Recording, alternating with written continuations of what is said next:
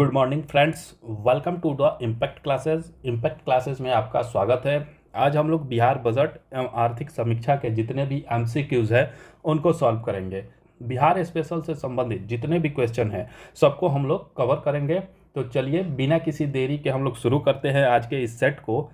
उससे पहले अगर आप हमारे चैनल पर पहली बार विजिट कर रहे हैं तो हमारे चैनल इम्पैक्ट क्लासेस को लाइक करें, शेयर करें और सब्सक्राइब करें। तो आज हम लोग देखेंगे बजट एवं आर्थिक समीक्षा बिहार स्पेशल, जो 69th बीपीएससी के लिए बहुत ही इम्पोर्टेंट है। और अभी आज के न्यूज़ के अपडेट के अनुसार 69th बीपीएससी में 33 सीट को और जोड़ा गया है। तो बहुत अच्छा मौका है आप लोगों के लिए। तो चलिए देखते हैं आज के पहले क्वेश्चन को।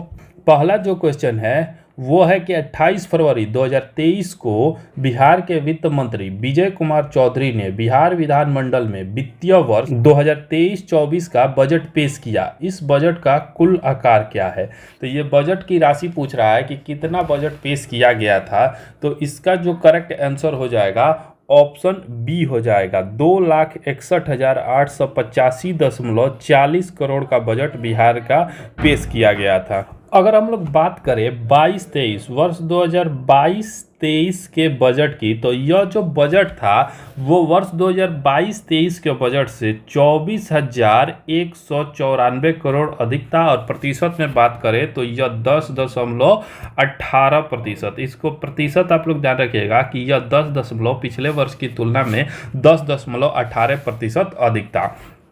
और हम लोग देखें तो वित्तीय वर्ष 2023-24 में बिहार का जो विकास दर है वो 15.24% रहने का अनुमान है। बहुत इंपॉर्टेंट है, इसको भी आप लोग ध्यान रखिएगा। आगे हम लोग देखें तो जो 2023 में राजकोषीय घाटा रहने का अनुमान है वो जीडीपी का जो है वो 2.98% है। इसको भी ध्यान रखिएगा। ये तीनों जो प्रतिशत में डाटा दिया गया है ये बिल्कुल याद रखिएगा, तीनों में से एक कोई पूछा ही जाएगा। चलिए नेक्स्ट क्वेश्चन देखते हैं। दूसरा जो क्वेश्चन है वो कह रहा है कि फरवरी 2023 में पेश बिहार के बजट 2023-24 के अनुसार निम्नलिखित में से कौन सा सुमेलित नहीं है? तो ये पूछ रहा है जो नीचे दिया गया है उसमें से कौन सुमेलित नहीं है। तो आइए इसको देखते हैं। ऑप्शन ए कह रहा है कि राजस्व व्यय। तो राजस्व व्यय जो है वो 2,07,848 करोड़ रुपया है। तो यह बिल्कुल सही है। दूसरा जो कह रहा है कि पूंजीगत व्यय की जो राशि है वो 54,037 करोड़ है। तो वो भी बिल्कुल सही है। योजनागत व्यय पूछ रहा है। तो योजनागत जो व्यय है वो 10,000 करोड़ दिया है, जो गलत है। योजनागत जो व्यय है वो है 1,29,000 करोड़। इसको ध्यान रखिएगा कि यह 1,29,000 करोड़ है। और गैर योजनागत जो व्यय है वो 1,61,855 करोड़ है। ये सही है, इसलिए इसका जो करेक्ट आंसर हो जाएगा वो हो जाएगा ऑप्शन सी। नेक्स्ट क्वेश्चन देखते हैं। तीसरा, बिहार बजट 2023-24 के अनुसार वित्तीय वर्ष 2023-24 में बिहार का विकास दर कितना प्रतिशत रहने का अनुमान लगाया गया है? तो पहले ही क्वेश्चन में मैंने बताया कि यह किसी ना किसी एग्जाम में, खासकर बीपीएससी के एग्जाम में बिल्कुल ही पूछा जाएगा। तो जो अनुमान लगाया गया है वो लगाया गया है 15.24% का अनुमान लगाया गया है। तो इसमें तो ऑप्शन में है नहीं, इसलिए इसका जो करेक्ट आंसर हो जाएगा ऑप्शन ई, इनमें से कोई नहीं। चलिए नेक्स्ट क्वेश्चन देखते हैं। चौथा, बिहार बजट 2023-24 के अनुसार वित्तीय वर्ष 2023-24 में बिहार का राजकोषीय घाटा कितने प्रतिशत रहने का अनुमान लगाया गया है? तो इसका जो करेक्ट आंसर हो जाएगा ऑप्शन सी, 2.8% रहने का अनुमान लगाया गया है। अगर वहीं हम लोग पिछले वर्ष 2022-23 के बजट की हम लोग बात करें तो यह जो राजकोषीय घाटा था वो 3.47% था। इसको भी आप लोग ध्यान में रखिएगा। नेक्स्ट क्वेश्चन देखते हैं। पांचवा, बिहार बजट 2023-24 के बजट भाषण के अनुसार बिहार के विकास के लिए कुल कितनी प्राथमिकताएं सूत्र तय किया गया है? तो इसका जो करेक्ट आंसर हो जाएगा वो हो जाएगा ऑप्शन सी, 10 प्राथमिकताएं तय किया गया है, जिसमें युवा एवं रोजगार है, अनवरत महिला सशक्तिकरण है, अल्पसंख्यक कल्याण है और भी बहुत सारे चीज़ इसमें जोड़ा गया है। चलिए नेक्स्ट क्वेश्चन देखते हैं, छठा। बिहार बजट 2023-24 के अनुसार बजट 2023-24 में राज्य के आय का सबसे बड़ा स्रोत क्या है? तो इसमें राज्य के आय का सबसे बड़ा जो स्रोत है वो केंद्रीय करों में राज्य का जो अंश होता है वो राज्य की आय का सबसे बड़ा स्रोत है। केंद्रीय करों में जो राज्य का अंश मिलता है वो 39.20% मिलता है। यह सबसे बड़ा राज्य का आय का स्रोत है। दूसरा हम लोग देखें तो यह हो जाता है केंद्र सरकार से सहायता अनुदान। तो केंद्र सरकार से जो सहायता अनुदान मिलता है वो 20.37% होता है। नेक्स्ट जो है राज्य सरकार के कर राजस्व। राज्य सरकार जो कर का राजस्व का वसूली करती है वो जो होता है 18.96% होता है। इन तीनों को आप लोग ध्यान रखिएगा। लोक ऋण भी इसमें शामिल है जो 18.82% होता है, इसको भी ध्यान रखिएगा। इसका जो करेक्ट आंसर हो जाएगा, राज्य के आय का सबसे बड़ा स्रोत पूछ रहा है तो इसका जो करेक्ट आंसर हो जाएगा ऑप्शन ए हो जाएगा, केंद्रीय करों में राज्य का अंश।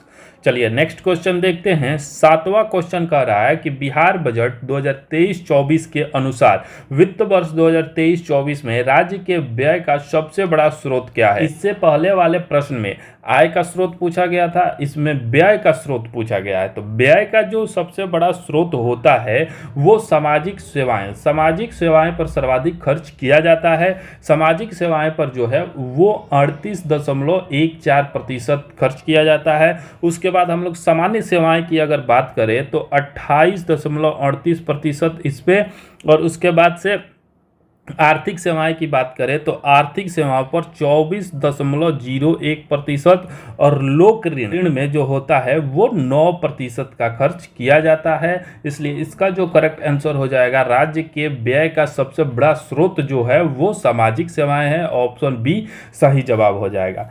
अगला प्रश्न देखते हैं। प्रश्न संख्या है 8। बिहार बजट 2023-24 के अनुसार किस वर्ष तक बिहार से तपेदिक टीबी रोग खत्म करने का लक्ष्य निर्धारित किया गया है? तो वर्ष 2023-24 में टीबी रोग को जो खत्म करने का निर्धारित किया गया है वो वर्ष 2025 तक निर्धारित किया गया है। और ध्यान रखिएगा कि 2025 ही भारत का ही लक्ष्य है। राष्ट्रीय लक्ष्य भी 2025 है। 2025 तक भारत को तपेदिक मुक्त यानी टीबी मुक्त बनाने का लक्ष्य रखा गया है। नेक्स्ट क्वेश्चन जो है वो है 9वां। कह रहा है कि बिहार बजट 2023-24 के अनुसार निम्नलिखित कथनों में से कौन सही नहीं है? तो आइए इसको हम लोग देखते हैं। ऑप्शन ए कह रहा है कि राज्य का कुल हरित आवरण 15% हो गया है। यह वर्ष 2000 में मात्र 9% था। तो यह बिल्कुल सही है। दूसरा जो कह रहा है ऑप्शन बी, राज्य सरकार ने वर्ष 2023-24 में कुल 3 करोड़ पौधे के वृक्षारोपण का लक्ष्य रखा है। तो यह बिल्कुल सही है, इसको ध्यान रखिएगा। ये इंडिविजुअल क्वेश्चन के रूप में भी पूछ सकता है। नेक्स्ट जो ऑप्शन है तीसरा कह रहा है कि वर्ष 2023-24 में जीविका दीदियों एवं किसानों के द्वारा कुल 500 पौधशालाओं में 2 करोड़ पौधा उगाने का लक्ष्य रखा गया है। तो यह गलत है। 2 करोड़ नहीं, 1 करोड़ पौधा उगाने का लक्ष्य रखा गया है। इसका सही जवाब हो जाएगा ऑप्शन सी। चलिए अगला प्रश्न देखते हैं। प्रश्न संख्या है 10। बिहार बजट 2023-24 के अनुसार निम्नलिखित कथनों में से कौन सा सही नहीं है? ऑप्शन ए कह रहा है कि वर्ष 2022 में बिहार का कुल खाद्यान्न उत्पादन 184.86 लाख मीट्रिक टन हुआ है। तो यह बिल्कुल सही है। इसको आप लोग डेटा याद रखिएगा, 184.86 लाख मीट्रिक टन हुआ है। तो ये करेक्ट आंसर है। दूसरा जो कह रहा है कि बिहार सरकार द्वारा चौथा कृषि रोड मैप 1 अप्रैल 2023 से 31 मार्च 2028 तक के लिए लागू किया गया है। तो ये भी बिल्कुल सही है। बिहार में जो पहला कृषि रोड मैप लागू किया गया था वो वर्ष 2018 से लेकर वर्ष 2012 तक, उसके बाद से दूसरा जो था 12 से लेके 17 तक, और तीसरा जो था वर्ष 2017 से लेके वर्ष 2022 23 तक इसको लागू किया गया था। अब जो है वो 23 से 28 तक इसको वर्तमान में लागू किया गया है। अगला जो तीसरा कह रहा है कि राज्य में लगभग 92,000 एकड़ भू क्षेत्र पर जैविक खेती की जा रही है, तो यह बिल्कुल सही है। डेटा आप लोग बिल्कुल याद रखिएगा। ऑप्शन डी कह रहा है कि राज्य में कुल टपकन सिंचाई के अंतर्गत लगभग 33,000 एकड़ क्षेत्र की खेती की जाती है, तो यह गलत है। यहाँ 33 एकड़ नहीं 13,000 एकड़ क्षेत्र की खेती की जा रही है, तो इसका जो करेक्ट आंसर हो जाएगा ऑप्शन डी। यह गलत कथन है। एक चीज और याद रखिएगा कि गैर कृषि योग्य भूमि पर अगर नींबू घास की खेती की जाएगी तो सरकार के द्वारा आर्थिक सहायता देने की घोषणा की गई है। नींबू घास, ध्यान रखिएगा कि नींबू घास की खेती के लिए सरकार द्वारा सहायता देने की घोषणा किया गया है। चलिए अगला क्वेश्चन देखते हैं। 11 नंबर, बिहार बजट 2023-24 के अनुसार गंगे डॉल्फिन के संरक्षण एवं संवर्धन के लिए राष्ट्रीय डॉल्फिन रिसर्च सेंटर की स्थापना कहाँ की जा रही है? तो इसका जो करेक्ट आंसर हो जाएगा, राष्ट्रीय डॉल्फिन रिसर्च सेंटर जो है वो पटना में बनाया जा रहा है। इसका करेक्ट आंसर हो जाएगा ऑप्शन डी, पटना में बनाया जा रहा है। एक चीज और ध्यान रखिएगा कि 5 अक्टूबर 2009 को गंगे डॉल्फिन को राष्ट्रीय जलीय जीव घोषित किया गया। तब से हर वर्ष 5 अक्टूबर को डॉल्फिन दिवस के रूप में मनाया जाता है, इसको ध्यान रखिएगा। चलिए नेक्स्ट प्रश्न देखते हैं। 12वां, बिहार बजट 2023-24 के अनुसार निम्नलिखित कथनों में से कौन सा कथन सही नहीं है? तो आइए इसको स्टेटमेंट देखते हैं। ऑप्शन ए कह रहा है कि वित्तीय वर्ष 2023-24 में 7408 किलोमीटर लंबाई के ग्रामीण पथों का निर्माण करने का लक्ष्य रखा गया है, तो यह बिल्कुल सही है। दूसरा बी कह रहा है कि देश का पहला ग्रीनफील्ड इथेनॉल प्लांट बिहार के पूर्णिया में स्थापित किया जाएगा, तो यह भी सही है। तीसरा जो कह रहा है बजट 2023-24 में पटना मेट्रो के लिए 100 करोड़ रुपए का प्रावधान किया गया है, तो ये भी सही है। ऑप्शन डी कह रहा है सुपौल को गार्बेज फ्री सिटी सर्टिफिकेट श्रेणी में 5 स्टार रेटिंग प्रदान किया गया है, तो यह गलत है। 5 स्टार नहीं 1 स्टार रेटिंग इसको सुपौल को दिया गया है, इसलिए इसका जो करेक्ट आंसर हो जाएगा ऑप्शन डी हो जाएगा। चलिए नेक्स्ट क्वेश्चन देखते हैं। 13 नंबर है कि बिहार बजट 2023-24 में किस विभाग के लिए सर्वाधिक बजट का प्रावधान किया गया है? तो इसका जो करेक्ट आंसर हो जाएगा ऑप्शन सी, शिक्षा विभाग के लिए सर्वाधिक बजट का प्रावधान किया गया है, जो लगभग 40,450, ध्यान रखिएगा 0.91, जो कुल बजट का 15.45% है। इसको भी आप लोग प्रतिशत वाला डाटा ध्यान रखिएगा। इसका जो करेक्ट आंसर हो जाएगा ऑप्शन सी हो जाएगा। यदि हम लोग कृषि विभाग की बात करें तो कृषि विभाग को जो दिया गया है 3639 करोड़ रुपये का दिया गया है। वहीं स्वास्थ्य विभाग की बात करें तो स्वास्थ्य विभाग को 16,966.42 करोड़ दिया गया है। शिक्षा विभाग को 40,450 करोड़ और ऊर्जा विभाग को जो दिया गया है वो 11,536 करोड़ का इसको बजट दिया गया है। चलिए नेक्स्ट क्वेश्चन देखते हैं। 14, बिहार बजट 2023-24 के अनुसार बिहार में चिकित्सा विश्वविद्यालय की स्थापना कहाँ की जा रही है? तो जो चिकित्सा विश्वविद्यालय है उसकी स्थापना पटना में किया जा रहा है। इसका करेक्ट आंसर हो जाएगा ऑप्शन ए, पटना में किया जा रहा है। नेक्स्ट क्वेश्चन देखते हैं। 15, बिहार बजट 2023-24 के अनुसार मनरेगा के तहत वर्ष 2022-23 के लिए स्वीकृत 25 करोड़ मानव दिवस के लक्ष्य के सापेक्ष जनवरी 2023 तक कुल कितने मानव दिवस सृजित किए गए? 2023 तक पूछ रहा है कि कुल कितने मानव दिवस सृजित किए गए हैं, तो इसका जो करेक्ट आंसर हो जाएगा ऑप्शन बी, 19.68 करोड़ मानव दिवस सृजित किए गए हैं जनवरी 2023 तक। चलिए नेक्स्ट क्वेश्चन देखते हैं। 16 नंबर कह रहा है कि बिहार बजट 2023-24 के अनुसार निम्नलिखित कथनों पर विचार कीजिए। तो आइए इसको देखते हैं। कथन को देख के उसके बाद कूट के अनुसार इसका सही जवाब देना है। तो चलिए इसको देखते हैं। ऑप्शन ए कह रहा है कि बिहार में वर्तमान में 19 नगर निगम, 88 नगर परिषद और 154 नगर पंचायत कार्यरत है, तो यह बिल्कुल सही है। ये तीनों डाटा आप लोग ध्यान रखिएगा। दूसरा जो कह रहा है कि 50 मॉडल स्कूलों में आईआईटी पटना के सहयोग से मॉडल विज्ञान प्रयोगशाला बनाया जाएगा, तो ये भी सही है। तीसरा कह रहा है कि वर्ष 2021-22 में प्राथमिक स्तर पर कक्षा 1 से 8 तक बच्चों का नामांकन 2.14 करोड़ रहा, तो ये भी सही है। चौथा जो कह रहा है कि बिहार कृषि विभाग के अनुसार राज्य की 76% आबादी कृषि कार्य पर निर्भर है, तो ये भी सही है। ये डाटा जो 76% है, ये ध्यान रखिएगा, एग्जाम में पूछा जा सकता है। इसका जो करेक्ट आंसर हो जाएगा ऑप्शन डी, सभी सही है। नेक्स्ट क्वेश्चन देखते हैं 17 नंबर।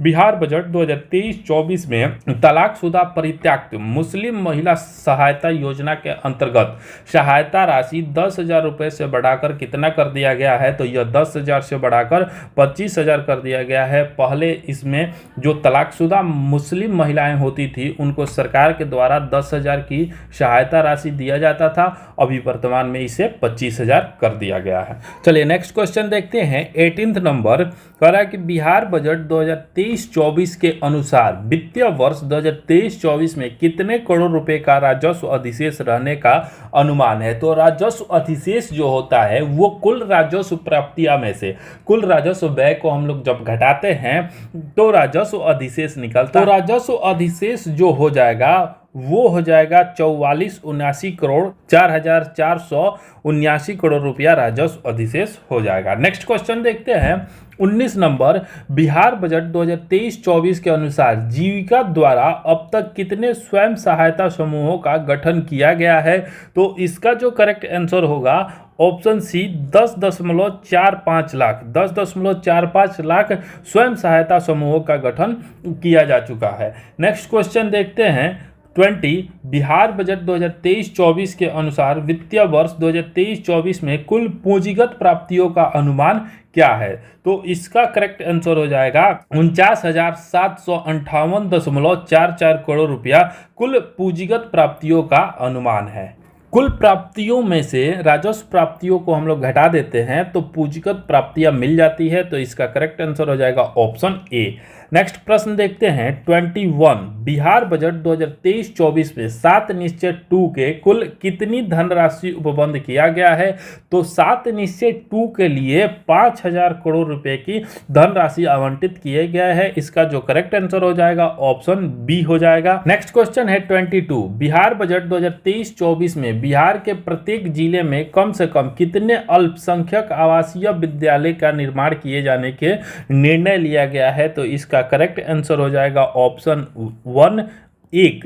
बिहार के सभी जिले में एक अल्पसंख्यक आवासीय विद्यालय खोलने का निर्णय लिया गया है। चलिए नेक्स्ट क्वेश्चन देखते हैं 23। बिहार बजट 23-24 के अनुसार राजकीय दंत चिकित्सा महाविद्यालय एवं अस्पताल का निर्माण कहाँ किया गया है, तो राजकीय दंत चिकित्सा महाविद्यालय एवं अस्पताल का जो निर्माण है वो नालंदा में किया गया है। इसका करेक्ट आंसर हो जाएगा नालंदा में, और इसका जो उद्घाटन है वो 12 दिसंबर 2022 को नीतीश कुमार के द्वारा किया गया।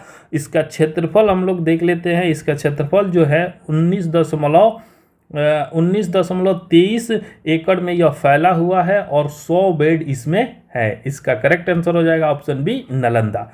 अगला प्रश्न देखते हैं 24। बिहार बजट 2023-24 के अनुसार बिहार में कहां पर एक चिकित्सा विश्वविद्यालय की स्थापना की जाएगी, तो ये 23-24 के बजट के अनुसार चिकित्सा विश्वविद्यालय की जो स्थापना है वो पटना में किया जाएगा। इसका करेक्ट आंसर हो जाएगा पटना, और पटना में भी जो आर्यभट्ट ज्ञान विश्वविद्यालय है उसी के परिसर में इसकी स्थापना की जाएगी।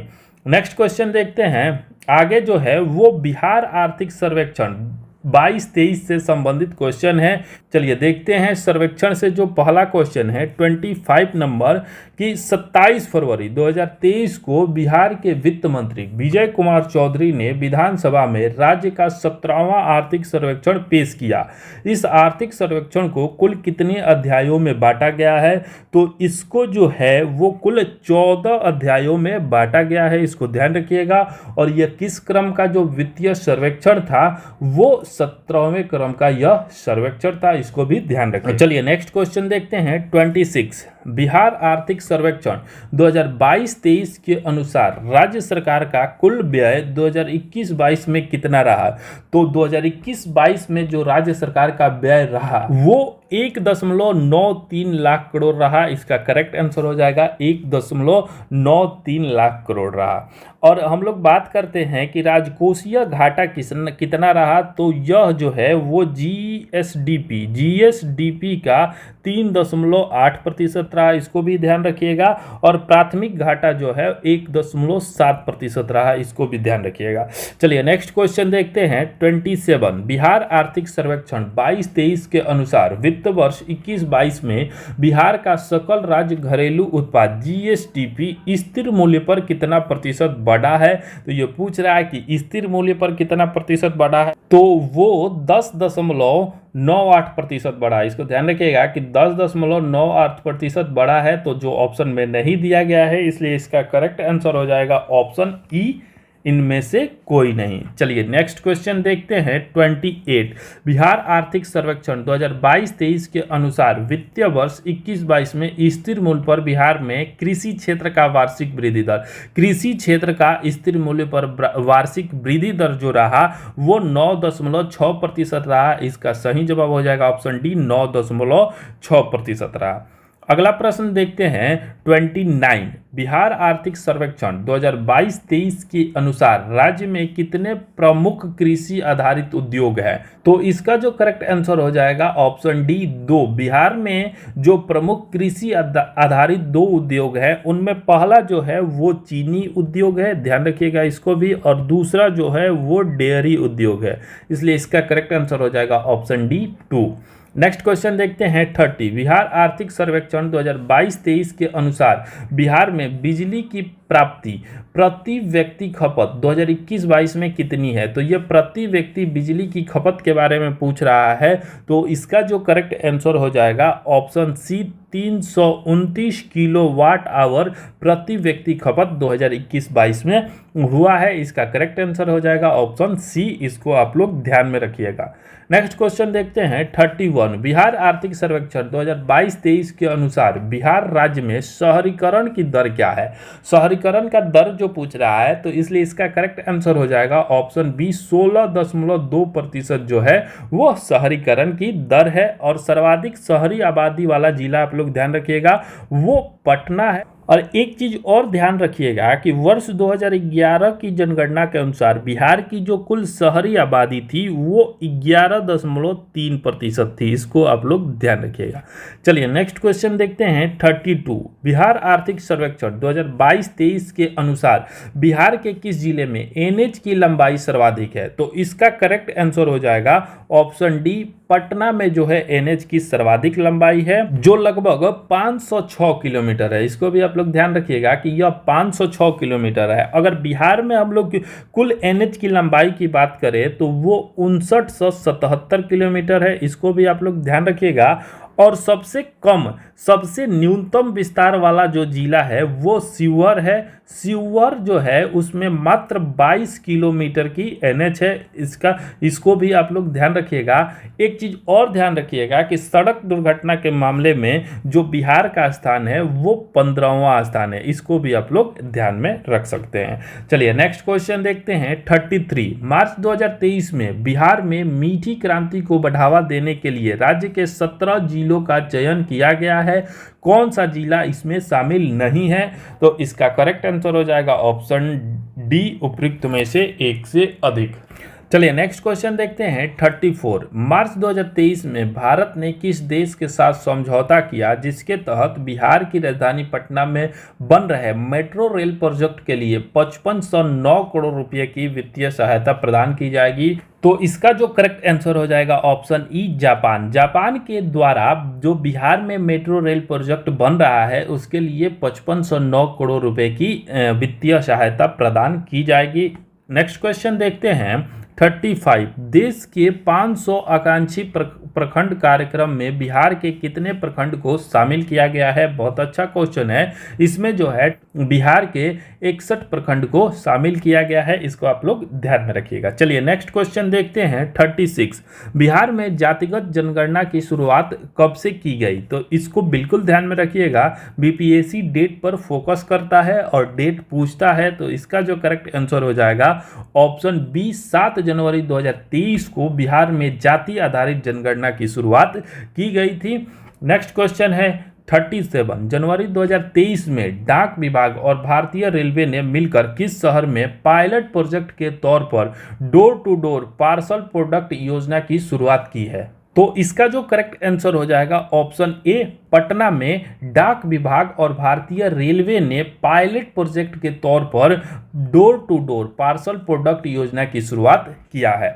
नेक्स्ट क्वेश्चन है 38। जनवरी 2023 में रिलायंस जियो ने बिहार के किन 2 शहरों में ट्रू 5G सेवाएं लॉन्च की है? तो इसका जो करेक्ट आंसर हो जाएगा ऑप्शन बी पटना और मुजफ्फरपुर में जियो ने ट्रू 5G सेवाएं लॉन्च की है, इसको आप लोग ध्यान में रखिएगा। चलिए नेक्स्ट क्वेश्चन देखते हैं 39। दिसंबर 2022 में बिहार सरकार द्वारा जारी की गई नई गाइडलाइन के अनुसार बिहार के सरकारी अस्पतालों में कितने प्रकार की दवाएं मुफ्त मिलेगी? तो इसका जो करेक्ट आंसर हो जाएगा वो हो जाएगा ऑप्शन बी 611 प्रकार की जो दवाइयां हैं वो बिहार सरकार के सरकारी अस्पतालों में मुफ्त दिया जाएगा।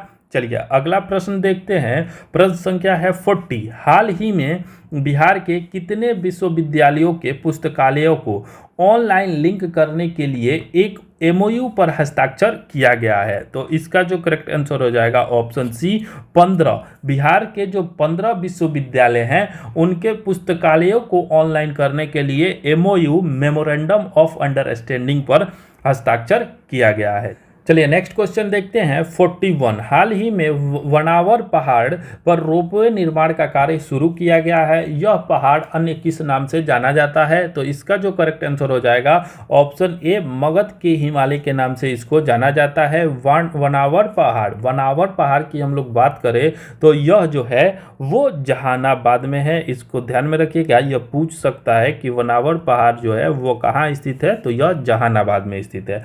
नेक्स्ट क्वेश्चन देखते हैं 42। दिसंबर 2022 में कजरा सोलर पावर प्लांट पर कार्य शुरू किया गया है। इस पावर प्लांट की क्षमता कितनी है? तो इसकी जो क्षमता है वो 250 मेगावाट इसकी क्षमता है। और कजरा सोलर पावर प्लांट की हम लोग बात करें तो यह जो है वो लखीसराय में स्थित है, इसको भी ध्यान रखिएगा कि यह लखीसराय में स्थित है। नेक्स्ट क्वेश्चन देखते हैं 43। नवंबर 2022 में केंद्रीय सड़क परिवहन और राजमार्ग मंत्री नितिन गडकरी ने आसाम दरभंगा NH 119D की आधारशिला रखी। इस NH से बिहार के कितने जिले को कनेक्टिविटी मिलेगी? तो इसका करेक्ट आंसर हो जाएगा ऑप्शन डी 7 जिले की कनेक्टिविटी मिलेगी, इसको ध्यान रखिएगा। असम दरभंगा NH जो है 119D की आधारशिला रखी गई है, जिसमें बिहार के 7 जिले को कनेक्टिविटी मिलेगी। वो 7 जिले जो हैं वो औरंगाबाद, जहानाबाद, नालंदा, पटना, वैशाली, समस्तीपुर और दरभंगा है। तो चलिए नेक्स्ट क्वेश्चन को देखते हैं 44। नवंबर 2022 में बिहार के मुख्यमंत्री ने किस स्थल पर महत्वाकांक्षी गंगा जल आपूर्ति योजना का लोकार्पण किया? तो इसका जो करेक्ट आंसर हो जाएगा ऑप्शन बी राजगीर में इसका लोकार्पण किया गया है, ये इसका करेक्ट आंसर हो जाएगा। अगला प्रश्न देखते हैं 45। नवंबर 2022 में बिहार के किस जिले में पांडुका पुल का शिलान्यास किया गया? तो पांडुका पुल जो है वो बिहार के रोहतास जिले में इसका शिलान्यास किया गया है। और इस पुल की जो कुल लंबाई है वो 1.5 किलोमीटर है, इसको भी ध्यान रखिएगा। नेक्स्ट क्वेश्चन है 46। दिसंबर 2022 में कोसी मेची लिंक परियोजना का DPR बनाने के लिए किनके मध्य एक समझौता ज्ञापन पर हस्ताक्षर हुआ है? तो इसका जो करेक्ट आंसर हो जाएगा ऑप्शन बी जल संसाधन विभाग एवं केंद्रीय जल शक्ति मंत्रालय के द्वारा कोसी मेची लिंक परियोजना के लिए डीपीआर बनाने के लिए समझौता ज्ञापन पर हस्ताक्षर किया गया है। और इसमें व्यय राशि हम लोग बात करें तो 60% जो है वो केंद्र सरकार की है और 40% जो है वो राज्य सरकार की इसमें लागत लगेगी और कोसी मेची लिंक परियोजना को पूर्ण रूप दिया जाएगा। चलिए नेक्स्ट क्वेश्चन देखते हैं। 47 दिसंबर 2022 में मगध मेडिकल कॉलेज अस्पताल में कितने बेडों के क्रिटिकल केयर यूनिट बनाने का प्रस्ताव पास किया गया है? तो इसका जो करेक्ट आंसर हो जाएगा ऑप्शन सी 50 बेडों का क्रिटिकल केयर यूनिट बनाने का प्रस्ताव पास किया गया है। और मगध मेडिकल कॉलेज की हम लोग बात करें तो यह जो है वो गया में स्थित है। नेक्स्ट क्वेश्चन देखते हैं। 48 बिहार स्वास्थ्य विभाग के अनुसार दिसंबर 2023 के अंत तक मुख्यमंत्री डिजिटल हेल्थ योजना को प्रदेश के कितने जिलों में प्रभावी किया जाना है? तो इसको जो है वो प्रदेश के 38 जिले में, बिहार के 38 जिले में मुख्यमंत्री डिजिटल हेल्थ योजना को प्रभावी किया जाना है। इसका करेक्ट आंसर हो जाएगा ऑप्शन डी। चलिए नेक्स्ट क्वेश्चन देखते हैं। 49 नवंबर 2022 में बिहार के किस जिले में डॉक्टर आपके द्वार प्रोजेक्ट की शुरुआत किया गया? तो यह किया गया भोजपुर जिला में। डॉक्टर आपके द्वार परियोजना की जो शुरुआत है वो भोजपुर जिला में किया गया। चलिए अगला प्रश्न देखते हैं। 50 बिहार बजट 2023-24 में बिहार के प्रत्येक जिले में कम से कम कितने अल्पसंख्यक आवासीय विद्यालय के निर्माण किए जाने का निर्णय लिया गया है? तो इसका करेक्ट आंसर हो जाएगा ऑप्शन ए, एक विद्यालय बनाने का निर्णय लिया गया है। अगला क्वेश्चन देखते हैं। 51 सितंबर 2022 में किस राज्य ने मुख्यमंत्री ग्रामीण सोलर स्ट्रीट लाइट योजना की शुरुआत की है? तो यह जो है वो बिहार के द्वारा शुरू किया गया है। इसका करेक्ट आंसर हो जाएगा ऑप्शन ए, बिहार के द्वारा। अगला क्वेश्चन देखते हैं। 52 सितंबर 2022 में शुरू किया गया निपुण बिहार मिशन। निपुण बिहार मिशन किससे संबंधित है? तो निपुण बिहार मिशन का जो संबंध है वो प्राथमिक शिक्षा कौशल से यह संबंधित है। इसका करेक्ट आंसर हो जाएगा ऑप्शन बी, प्राथमिक शिक्षा कौशल। अगला क्वेश्चन देखते हैं। 53 सितंबर 2022 में मुख्यमंत्री नीतीश कुमार ने बिहार के पहले और देश के सबसे लंबे रबर डैम का उद्घाटन किया। यह डैम किस नदी पर बनाया गया है? तो यह जो डैम है वो फल्गु नदी पर बनाया गया है। इसको आप लोग ध्यान रखिएगा कि फल्गु नदी पर बनाया गया है और इसका जो नाम रखा गया है वो गयाजी डैम इसका नाम रखा गया है। नेक्स्ट क्वेश्चन देखते हैं। 54 हाल ही में बिहार सरकार द्वारा प्रत्येक विधानसभा क्षेत्र में कितने स्वास्थ्य उपकेंद्रों की स्थापना किए जाने के निर्णय लिया गया है? तो इसका जो करेक्ट आंसर हो जाएगा 7। इसका करेक्ट आंसर हो जाएगा कि प्रत्येक विधानसभा क्षेत्र में 7 स्वास्थ्य उपकेंद्र बनाने का निर्णय लिया गया है। तो यहाँ हमारा 54 क्वेश्चंस का जो ये मोस्ट इंपॉर्टेंट एमसीक्यू है वो समाप्त हुआ। ये बिहार बजट और बिहार के आर्थिक सर्वेक्षण से जितने भी इंपॉर्टेंट क्वेश्चन बन सकते हैं उन सबको मैंने कवर करा दिया है। इससे पहले बिहार से संबंधित बिहार के चर्चित व्यक्ति, स्थल, मेले और उत्सव को भी मैंने कवर करा दिया है। अगर आप लोग नहीं देखे हैं तो वीडियो का जो लिंक है आपको डिस्क्रिप्शन बॉक्स में मिल जाएगा या फिर आप लोग प्लेलिस्ट से जाके देख सकते हैं। अगर आप हमारे चैनल पर पहली बार विजिट कर रहे हैं तो हमारे चैनल इम्पैक्ट क्लासेस को लाइक करें, शेयर करें और सब्सक्राइब करें। डेली हमारे चैनल पर सेट प्रैक्टिस 69th बीपीएससी के लिए और बिहार एसआई के लिए, बिहार एसआई और 69th बीपीएससी के लिए डेली सेट प्रैक्टिस कराया जाता है। तो हमारे चैनल के साथ जुड़िए और अपनी तैयारी को बेहतर से बेहतरीन बनाइए। तो चलिए, धन्यवाद, थैंक यू।